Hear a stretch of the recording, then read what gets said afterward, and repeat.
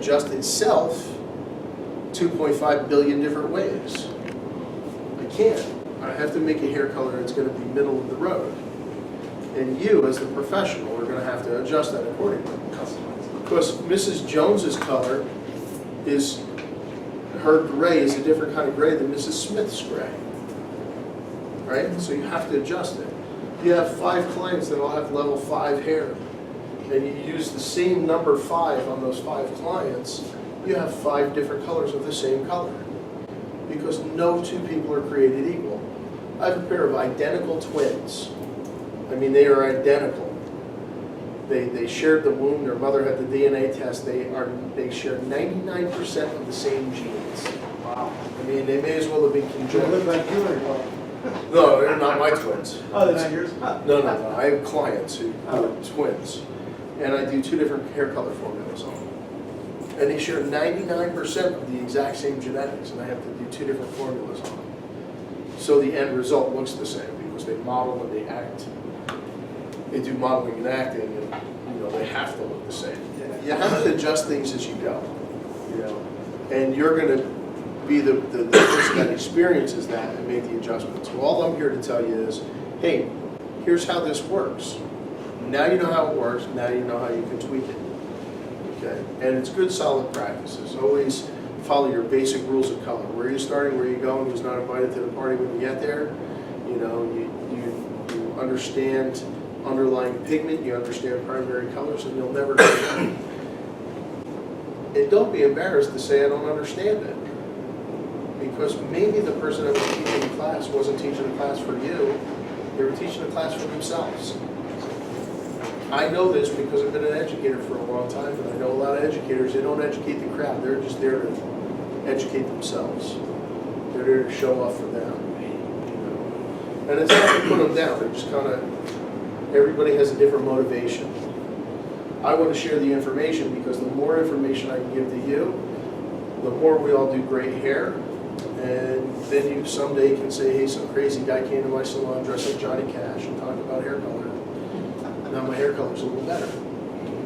Now I did what I was supposed to do. Okay. Any questions so far? We have 3 series in here that are pre-mixed fashion colors. It's our chocolate series. Excuse me, not our chocolate series. I just got my color lens confused. It's our chocolate series and our tobacco series. I almost said chocolates and coffees. That's our other color line. Okay. So we have our warm chocolates and our cool chocolates. Now you'll note that this is a 0.88 and a 0.22. Those numbers don't coordinate with any of the numbers over here. So these puppies are pre-mixed. Okay, if this had been like our beige series is a 0.31. It's a gold with an ash added to it, so it's a soft gold.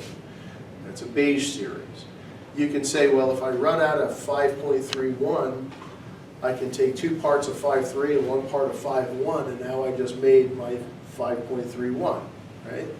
If you happen to run out of the 2. All right. You can't really do that with these because the numbers don't dictate what's in it. And my tobacco series is a beautiful, beautiful color, but it too only has a number for the level that it is, and it's called 4 tobacco, 5 tobacco, 6 tobacco. Okay? So I will say to you, when you're going up in levels, if you're starting at a 4 and you're going to go higher than that, stick within 1, and a hard choice is the second level. So if you're going from 4, the outside go to a 6 because you're going to deal with the underlying pigment of a 6. And your results may be warmer than you want. When going down, use whichever one you want. 4 down. Yeah, 4 down. But going up, only go 2 at the outside. Because otherwise you may wind up with warm results. But they blend out gray up to 50%. They're super sweet. I mean, and I have ladies that are 70% gray, and I just use those colors on them with no neutral added, and it comes out awesome. But I know the person's hair. I know that it'll take the color right. Did you change your timing on that? Not at all. Okay. I mean, I up my timing on my gray coverage period. We'll talk about timing. Oh, okay. timing has to do with your developer too. Yeah. So as long as we're on that subject, does anybody know the pH of developer? Years ago I did. Yeah, 20, No, that's volume. yeah, I mean, Your 20%, pH, 13%. that's percentages. We're talking about Volume? your pH. Oh, pH. Your body's pH is Is- 4.5 to 5.5. Okay, so What's at what level? You're talking 20 It volume? doesn't matter. Does it matter? Doesn't matter. Everything's got to be pH the same. They're all the same. I'm gonna say 4.5 to 5.5. 3.5. Okay. Okay. So they're on the acid compared to your body. Peroxide alone can't do anything to your hair without heat added to it or without something that's going to enhance the alkalinity. Okay? Because it's on the acid scale. 40 volume developer, what that means is if I take 1 cup of 40 volume developer, it will produce 40 cups of oxygen. It's energy. That's all it is energy. So 10 volume produces 10 cups of oxygen per cup of developer. So it's the amount of energy that goes on. So when I go to salons and I hear, I never use 40. 40 just destroys the hair. 40 doesn't destroy the hair. The person using the 40 destroys the hair. 40 doesn't destroy the hair. The pH of 40 is 3.5. The amount of energy that 40 produces is more. Okay, so the deposition part or the depositing part of a color happens in the last 15 minutes. Color deposits in the last 15 minutes of the timing. Okay. I have one developer that's going to produce, we'll say 10 units of energy. Another developer is going to produce 40 units of energy. To produce the 40 units of energy, it takes longer than it does to produce the 10. The timing on 10 volume developer is 15 minutes for the lift, 15 minutes for the deposit, so that's 30 minutes. But 20 volume developer takes 20 minutes for the lift and 15 minutes for the deposit. So that's a 35-minute timing. How often do we time all of our colors, no matter what developer we use, for 30 minutes? Most of the time. Right. So what happens? If I cut the 5 minutes off at the end, I cut 1/3 of my deposit power. 1/3 of my deposit power. Okay. Now my 30 volume developer is going to process for 25 minutes, and it's going to deposit for 15. That's a 40-minute process time. Imagine if I now, at 30 volume developer, I only timed it for 30 minutes. I took 2/3 of my deposit time off the table. Well, let's go to 40. 40 volume lifts for 30 minutes and deposits for 15. How about double 40? Double 40 is going to lift a little further, but my lifting power is that 30 minutes. Sure. But you should always process your double 40s a little bit longer anyway. Right. So You should this, time it a little longer. so this is any color line. Any color line.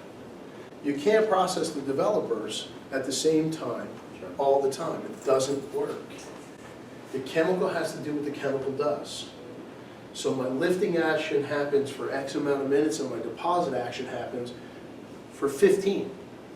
Okay? So if you did a 40 volume color and you processed it for 30 minutes and then I get a phone call on the hotline that says, I used your high lift blonde and it just came out gold. Well, how long did you process that? 30 minutes. All you did was you lifted up and now I'm seeing the underlying pigment. Right. You didn't even deposit the pigment of the color in there. So you have to ask yourself this question. Just very simply, no matter whose color line you use, no matter what product it is, why would a company spend millions of dollars on R&D to produce a product that doesn't work? It wouldn't. So in the equation of you're using the product and the results came out wrong, why would a company spend millions of dollars on R&D, marketing, and distribution to make a product that doesn't work?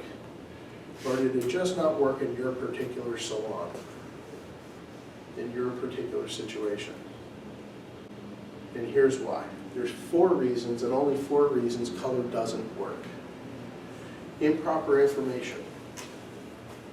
Whether you're an old hairdresser and you've been doing it for a long time and you didn't keep up with new technology, or maybe you didn't learn about that particular product, it's lack of information or improper information.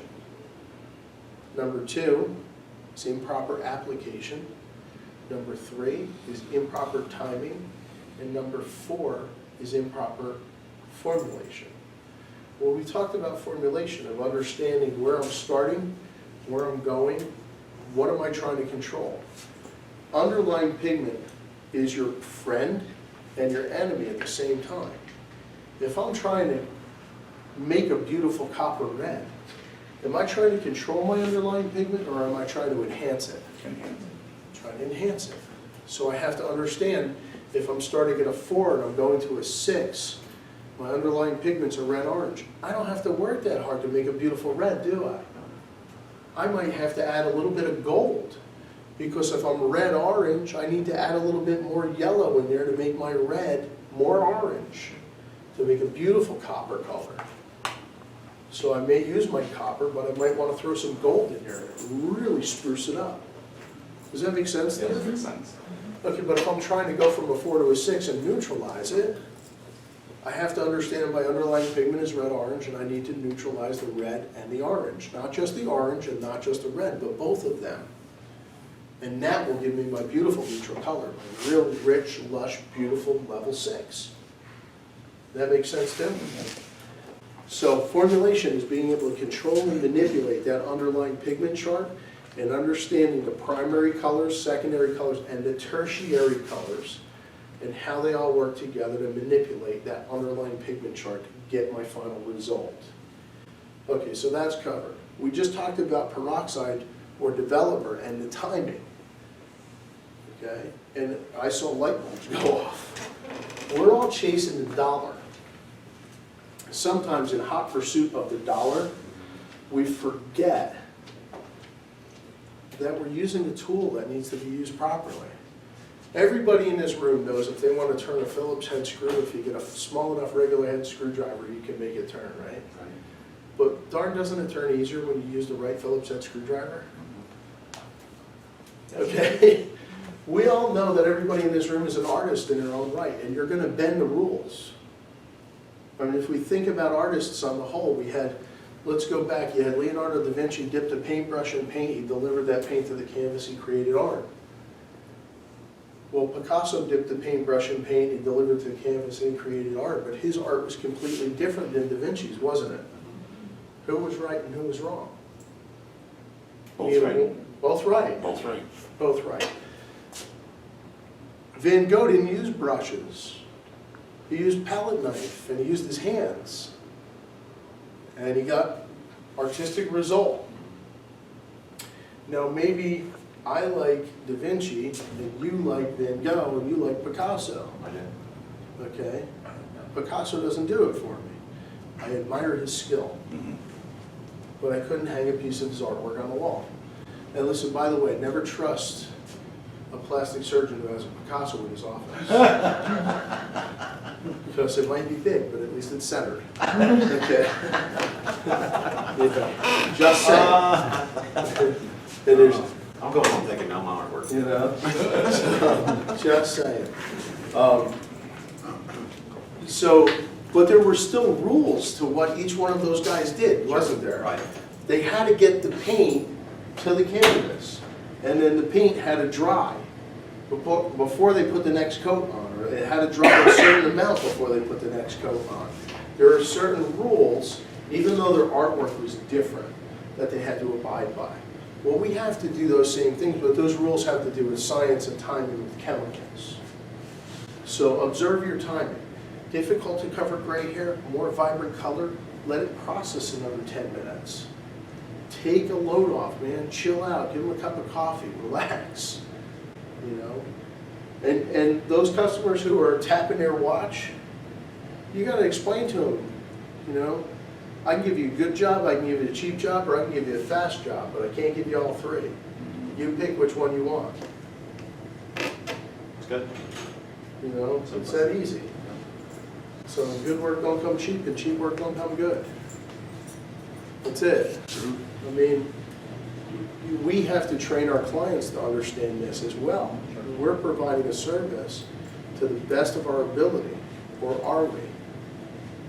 Are we letting them control us and not allowing us to give our best? That's when you have to take the power back. And some of that has to do with timing. Now, improper application, that's kind of a tricky one. But you have to think of the consistency of the products that you're working with.